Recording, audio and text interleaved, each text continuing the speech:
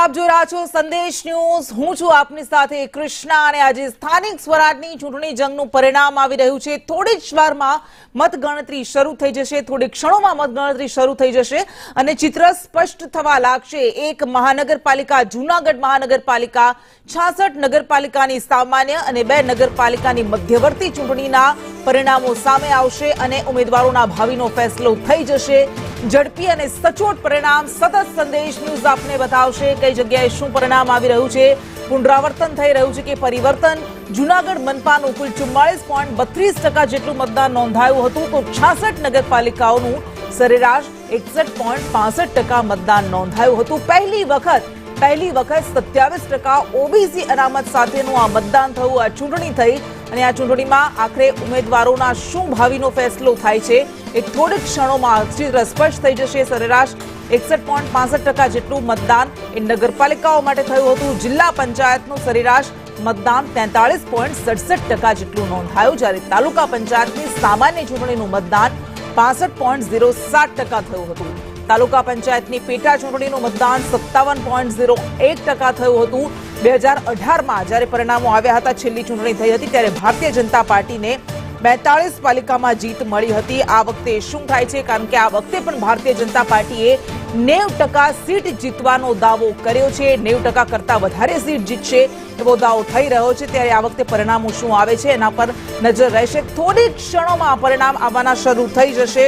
ગઈ વખતે 47 બેઠકો ભારતીય જનતા પાર્ટી જીતી હતી, 16 બેઠકો કોંગ્રેસ જીતી હતી અને એક પર એનસીપીની જીત થઈ હતી, એક બીએસપીના ખાતે ગઈ હતી।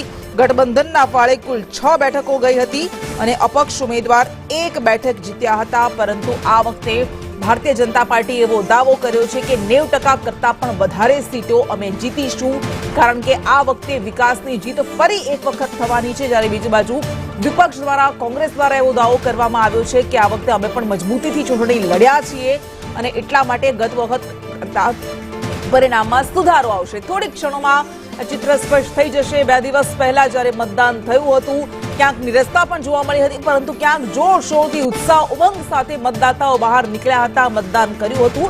અને આ એવી ચૂંટણી છે, આ વિધાનસભા અને લોકસભા કરતા અલગ ચૂંટણી એટલા માટે હોય છે કારણ કે અહીંયા ખૂબ જ સ્થાનિક પ્રશ્નો, ખૂબ જ પાયાના પ્રશ્નો પર મતદાન થતું હોય છે। એ પાણીના પ્રશ્નો, રોડના પ્રશ્નો, ગટરના પ્રશ્નો, ડ્રેનેજના પ્રશ્નો, આ બધા જ પ્રશ્નોને આધારે મતદાતાઓ મતદાન કરતા હોય છે અને મતગણતરી શરૂ થઈ ગઈ છે। આ મહત્વપૂર્ણ સમાચાર, સ્થાનિક સ્વરાજની ચૂંટણીની મતગણતરી શરૂ થઈ ગઈ છે અને 4374 ઉમેદવારો કે જેમના ભાવિ 2 દિવસ પહેલા ઈવીએમ પેટીમાં સીલ થઈ ગયા હતા તે ખુલવાના શરૂ થશે। જૂનાગઢ મહાનગરપાલિકા, એક મહાનગરપાલિકાની ચૂંટણીનું પણ પરિણામ આવી રહ્યું છે અને સંદેશ ન્યૂઝ સતત આપને આ પરિણામો બતાવતા રહેશે। સૌથી ઝડપી, સૌથી સચોટ પરિણામ માટે સંદેશ ન્યૂઝ જોતા રહો અને 66 નગરપાલિકાઓ જેનું પરિણામ સામે આવશે। 66 નગરપાલિકા જે સામાન્ય ચૂંટણી થઈ હતી અને 2 નગરપાલિકાઓ કે જ્યાં મધ્યવર્તી ચૂંટણી થઈ હતી, મધ્યવર્તી ચૂંટણી માટે મતદાન થયું હતું, એના પરિણામો સામે આવવાના શરૂ થશે।